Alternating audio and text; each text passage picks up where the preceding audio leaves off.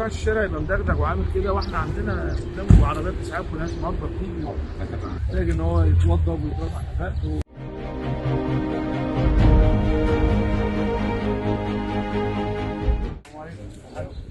يا حاج اخبار ايه؟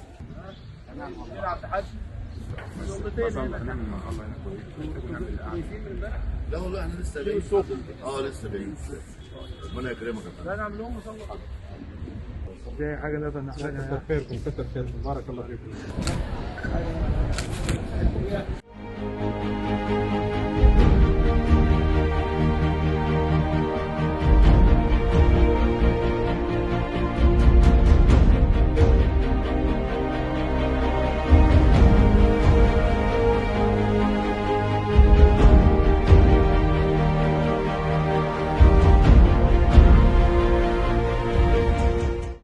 برضه لو حضراتكم في اي حد عنده مشكله يقول لنا فرصه واحده اي ملاحظات.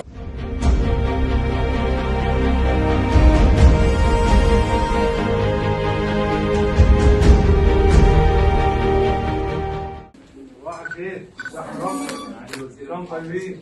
دي ميزه بتاعت مستشفى كبيره زي دي وبعد جواها معهد زي ده وفي القلب كمان، فدي ميزه كبيره ان شاء الله يعني تستفيدوا بيها وتفيدوا كمان اهلكم في المنطقه، يعني تطلبوا كده على عينك تسيبوها عند ربنا سبحانه وتعالى كده سبب ربنا يقولوا كده وانتوا داخلين عيان ربنا يجعلنا سبب لرفع المعاناه عنه.